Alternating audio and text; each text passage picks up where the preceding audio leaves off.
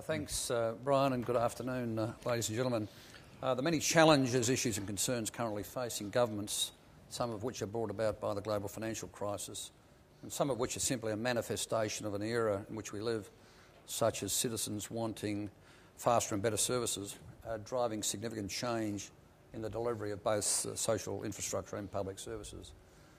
In Australia's case, this significant change, as Brian said, is more of an evolution than a revolution.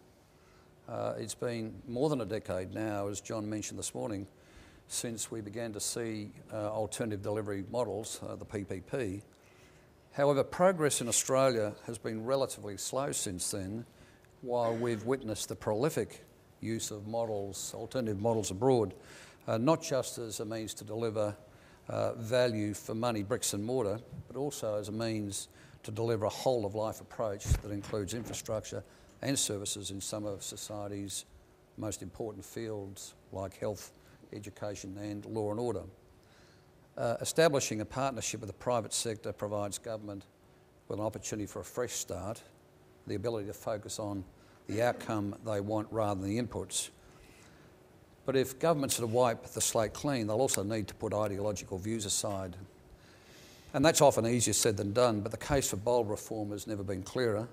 Citizens' expectations and the current financial climate mean that more than ever, no government can continue on an unsustainable course, particularly when it comes to the delivery of social infrastructure and public sector services. There's already clear evidence that through well-designed and well-managed competitions and through well-designed and well-managed contracts, governments can improve infrastructure and services for citizens and deliver savings to taxpayers. It requires a greater focus on the how and a considerable skill, but delivering high-quality infrastructure and services always did require skill. So for the private sector, incentives to invest are critical. For many of the companies represented here today, this comes in the form of a sustainable infrastructure and public services market, meaning a pipeline of opportunities rather than one-offs. It means clear rules of engagement that determine an equitable approach. That's always a good starting point to give industry a level of predictability and the confidence to invest. The British government recently quantified the public service market through a study known as the Julius Report, and I commend it to you. It estimates the public service market in the UK to be as much as 6% of GDP. It's slightly higher in Australia due to the high level of private provision of education. And that 6% is just the services sector alone, without infrastructure. And yet this significant sector of the economy has yet to be fully harnessed and organised to deliver better value for money, services, and to assist the road to economic recovery. If Australia is to deliver world-class social infrastructure and services, a fundamental mind shift is still required for both governments and oppositions. The right approach will not only deliver better services and savings to taxpayers, but it also has the potential to lift productivity, improve competitiveness and sharpen Australia's future economic performance. So in the discussion over the next 30 minutes, we'll cover both the opportunities for and the impediments to private sector delivery of social infrastructure and public services in Australia. We'll also attempt to address how we can continue the debate and turn words into actions. Brendan has already introduced the panel today, so let's get straight to discussion. I have a question or two for the panellists, and then we'll throw the questions over to you. And when I do, please state your name and affiliation. So if I could begin by asking Paul, why are we discussing this topic at all? I mean, what are the benefits to the sector and to the wider community of creating a services market in Australia? Well, Adrian, I think that the benefits of social infrastructure procurement have now become well established and are well understood across government, as John Fitzgerald agreed to. I think that the challenge we've always had is how we integrate those core services with that infrastructure procurement. And we probably remember the days not that long ago where you would win a project, you designed it, you'd sign all the contracts, you'd fund it, and then government would introduce you to the users after that, and you would virtually start again.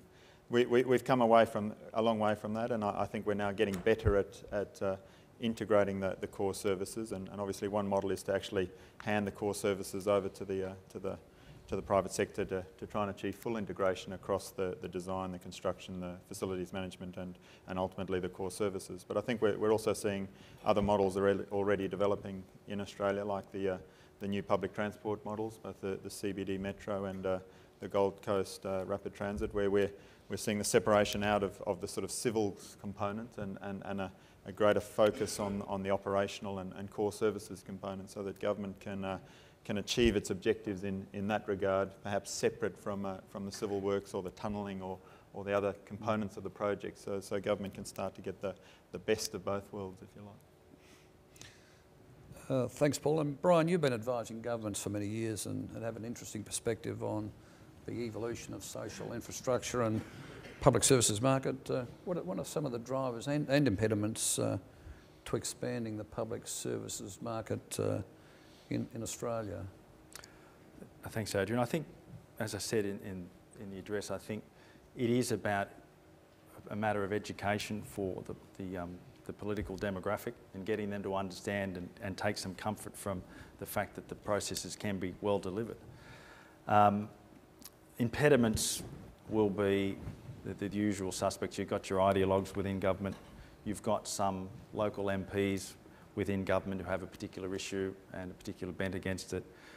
You've got the union movement in different circumstances who might have a problem with the outsourcing of various areas. These are the kind of usual suspects, opponents to it. What we have now, certainly in most states and in New South Wales as well, is we've got a track record now where it's actually been delivered, and that there has been universal community support in those situations where it has been delivered. I was sitting next to Peter Hicks at lunch, and we're talking about one of the schools that had been developed in Jenny George's electorate. You know, you might have thought at face value Jenny George might have a problem with the outsourcing of public schools, but Jenny was a big supporter, a big fan of it, because she'd seen the outcome and the service that had been provided and delivered. And I think it's just a matter of less focusing on the broader community and trying to win their hearts and minds, as I said, and just demonstrating to the entire political process, the leaders, but also the backbenchers, not forgetting those, because one day they'll be in leadership positions, just making sure they all understand the context, and that now that we have a track record, we can demonstrate where it's worked. You've got a much bigger story to tell. Adrian, just to take up that point, there's no doubt in my mind that to some extent government was dragged kicking and screaming into the PPP process because of the desire to really find another way to fund some of their social infrastructure projects.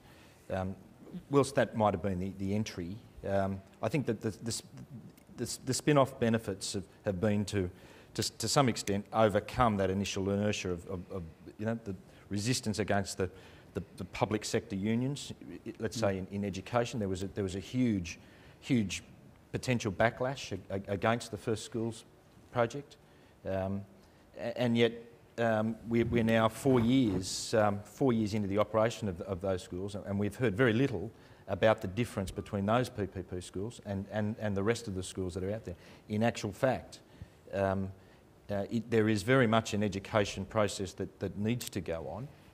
You do now have your advocates within high levels of government, particularly Treasury, and within some components of the Education Department, and we're engendering support within principals. But the general public don't see any difference between the PPP schools or the others, and that's probably a good thing. But they don't understand that the success of those schools brought in. I mean, they were delivered 3 years in advance of what the normal social infrastructure process is. The net capital savings resulted in the ability to provide one more new primary school, and those real tangible benefits of that process